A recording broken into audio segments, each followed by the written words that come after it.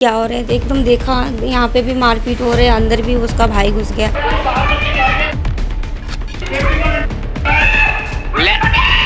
Language देखो इनकी, दूसरों के घर पे आके तमाशा कर रहे हैं।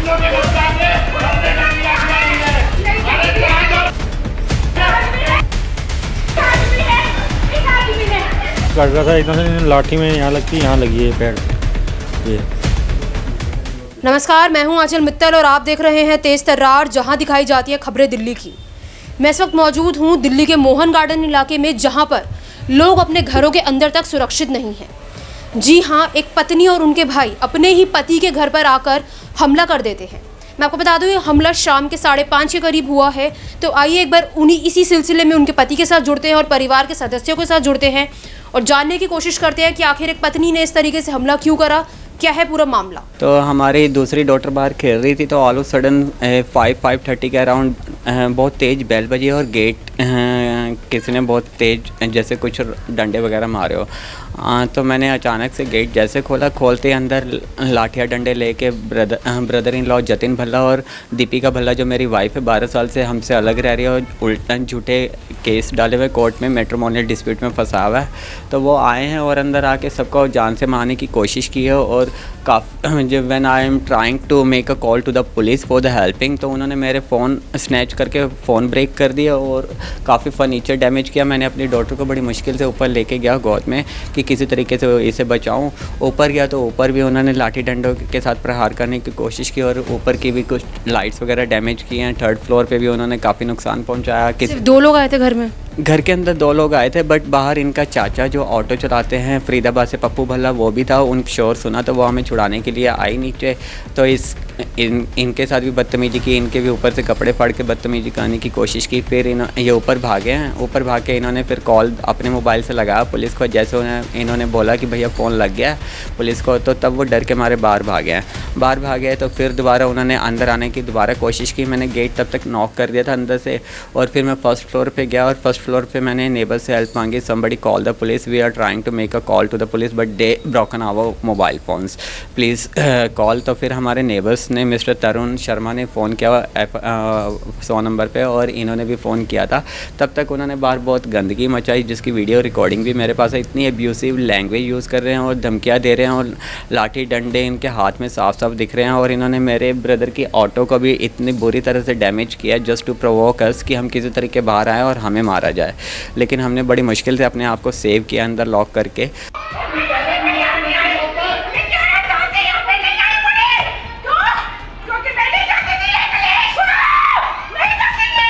Somebody please call the police.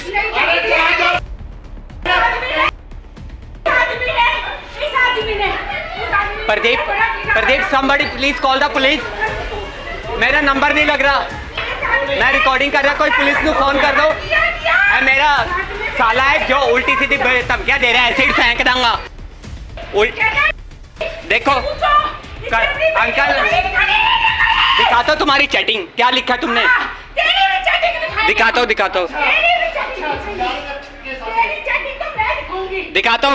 Uncle.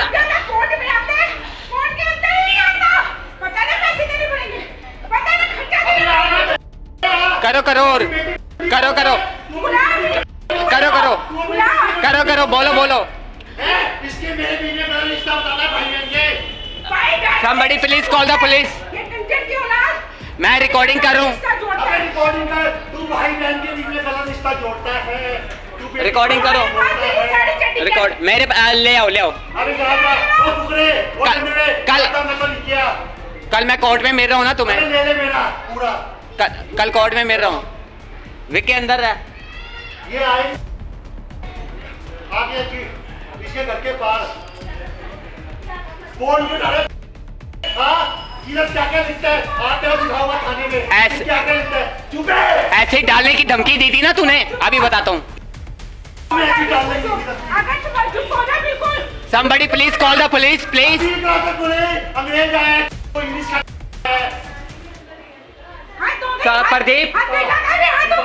Pradeep please somebody call the police यार। देखो गुंडों को देखो।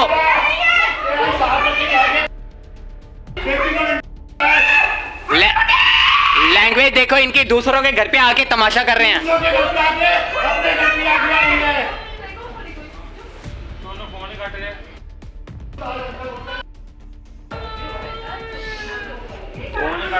नहीं मिल रहा, मोना नहीं मिल रहा, नहीं लग रहा ना, फोन नहीं लग रहा है। 112 पे करो। लगाओ ना, चटी लगाओ जरा, ये बात करती लगाओ। ये लो, देखो बात करेंगे। मैं बात नहीं करूंगी ना, लगा के फोन ही नहीं लगेगा। आप उस वक्त घर पर ही थे जब ये सब हुआ? मैं ऊपर थी मैम, एकदम से हल्ला सुना, मैं दौड़ के आई, क्या हो रहा है, एकदम देखा यहाँ पे भी मारपीट हो रहे, अंदर भी उसका भाई घुस गया। तो मैंने बोला रुक जाओ भैया, ऐसे मत करो मत करो बोला। तो उन्होंने मेरे को इतना ज़ोर से थप्पड़ अप्पड़ मार के मेरे कपड़े तक फाड़ दिया उन्होंने। तो मैं जैसे तैसे मैं गई, मैं अपना फ़ोन लेने गई, मैं फ़ोन किसने थप्पड़ मारा था? भाई बहन? हाँ, मैंने बोला उनको इतनी बुरी तरह से मार रहे थे कि कोई भी देख के दौड़ के जा सकते हैं उस टाइम पे।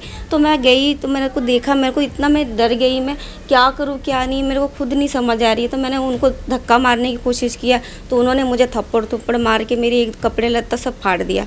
तो मैंने बोला वो भी मुझे कोई दिक्कत नहीं। फिर मैं दौड़ के गई ऊपर, फ़ोन लेने गई तो मैं फ़ोन किया, पुलिस को फ़ोन नहीं लग रहे थे। तो फिर उसके बाद काफ़ी देर बाद फ़ोन लगे। तो फिर काफ़ी देर बाद फिर उसके बाद वो लोग बाहर चले गए। फिर मैं ऊपर ही रह गई क्योंकि भैया ने बच्चा लेके ऊपर मेरे को छोड़ दिया क्योंकि बच्चे का डर था और मेरी जो बड़ी बेटी थी वो बाहर थी।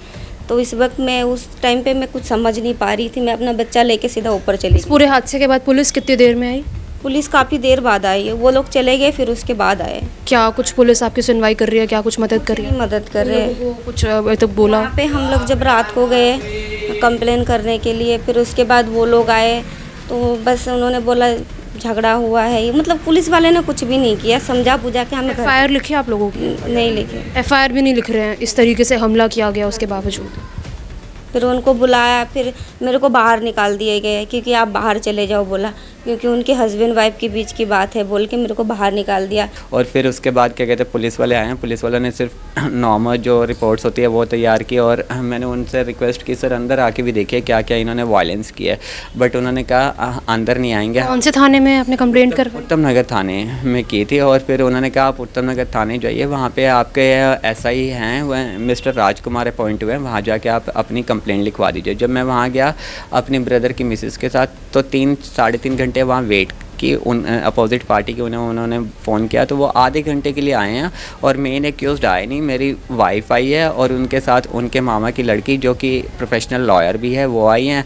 और उन्होंने मैंने IO को बोला, सब इंस्पेक्टर को बोला भी था सर देखिए मेरे यहाँ पे क्या कहते हैं नेल्स लगे हुए उस समय और ब्रदर के यहाँ पता नहीं क्या मारा था कि उसका ब्लड निकल रहा था, सर हमारा मेडिकल करवाइए और हम प्रॉम्प्ट एक्शन चाहते हैं इनके ऊपर। घर पे घुस के इन्होंने जानलेवा हमला किया है तो सर हम अंदर से डरे हुए हैं। पता आपने जैसे बताया आपकी और आपकी वाइफ का 12 साल से अभी डिवोर्स हो रखा है। डिवोर्स नहीं हुआ, एक्चुअली मैट्रिमोनियल डिस्प्यूट है। उन्होंने सेक्शन 125 का मेंटेनेंस का केस डाला हुआ है सबसे पहले जस्ट टू एक्सटॉर्ट मनी, और फिर अगर किसी लड़की के साथ सच में इस तरीके की कोई डोमेस्टिक वायलेंस का केस भी डाला, वायलेंस अगर हुई होती तो सबसे पहले वो डोमेस्टिक वायलेंस का केस डालते हैं रादर देन सेक्शन 125। सेक्शन 125 डालने का मतलब ही ये था जस्ट टू एक्सटॉर्ट मनी। जैसे मेरे घर पे रहते हुए भी हमें धमकियाँ मुझे देती थी कि प्रॉपर्टी हमारे नाम करो, पूरी सैलरी अपने, मतलब लैंग्वेज ऐसी यूज़ करती थी अपनी मदर के कहने पे, पूरी सैलरी आप तो अपने बाप को क्यों देता है, अपने बाप से पूछो क्या वो शादी के बाद अपनी दादी को देता था।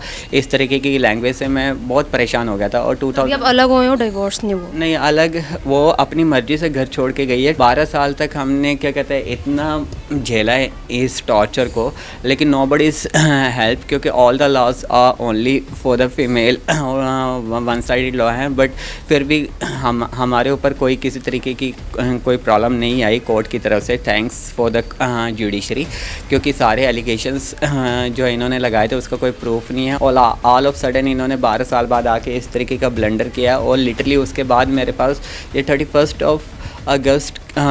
जुलाई का इंसिडेंट है, उसके बाद लिटरली मुझे 4 अगस्त तक रात को 3 o'clock तक, इवन 4 o'clock तक, मिडनाइट तक इतने गंदे गंदे वल्गैरिटी वाले मैसेजेस और थ्रेट और धमकियाँ दे रहा है। सब कुछ सॉर्ट हो गया था तो अचानक से वो क्यों आए यहाँ पर बिना किसी बात के? The reason behind ma'am, I was wondering, expected भी नहीं था। अगर कुछ ऐसा एक्सपेक्टेड होता तो सबसे पहले मैं पुलिस कंप्लेंट डाल, मंडे को कोर्ट में डेट भी है दीपिका ठाकरान जी की कोर्ट में डोमेस्टिक वायलेंस के अगेंस्ट, और मुझे एक थ्रेट है कि कहीं जाते हुए वो मुझ पे कोई हमला ना करे, जैसा वो एसिड अटैक की धमकी दे रहा है। इसलिए मैंने लास्ट टू लास्ट संडे एक पेपर पे कंप्लेंट भी लिख के इनके खिलाफ वहाँ दे दी है। धक्का दी, मैं दरवाज़ा बंद कर रहा था, एकदम से लाठी में यहाँ लगती, यहाँ लगी है पैर पे। ये ना मेडिकल कराया उन्होंने, थाने वालों ने। उन्होंने मेडिकल की मांग की थी तब भी नहीं करवाया? कुछ करवाया ही नहीं उन्होंने। पुलिस वाले को बोला तो कहता है तो कोई छोटी मोटी चीज़ है, इसको क्या करते हो, ये तो कोई भी कर लेगा, पैर पे लगी है,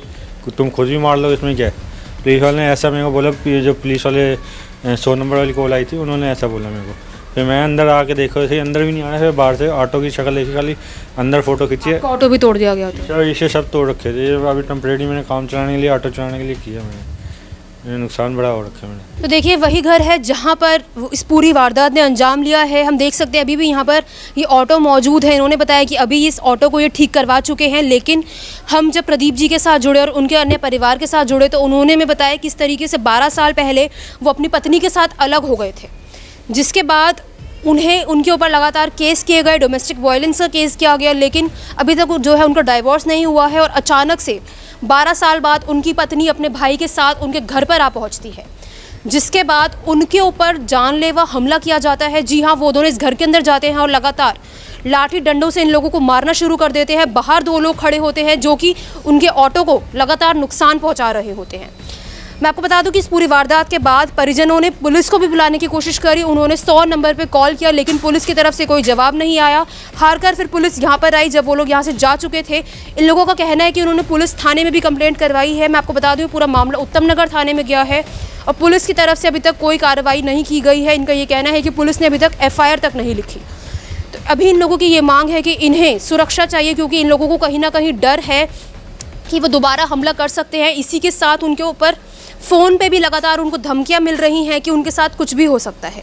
तो इन लोगों की अभी ये मांग है कि इन्हें सुरक्षा चाहिए और पुलिस की तरफ से कार्रवाई चाहिए। अब आप भी अपनी राय इस पूरे मामले में हमारे साथ कमेंट बॉक्स में ज़रूर दें कि आखिर दिल्ली में लोग घर में भी सुरक्षित नहीं हैं तो बाहर भी कैसे होंगे। कैमरा पर्सन आकाश शर्मा के साथ मैं आंचल मित्तल, तेज तर्रार न्यूज़, दिल्ली। अगर आपको हमारी ये वीडियो पसंद आई हो तो इसे लाइक एंड शेयर करना ना भूलें। साथ ही हमारे चैनल को जरूर सब्सक्राइब करें। इसके साथ ही बेल आइकन भी जरूर दबाएं, जिससे दिल्ली से जुड़ी तमाम खबरों की नोटिफिकेशन सबसे पहले आप तक पहुंचे।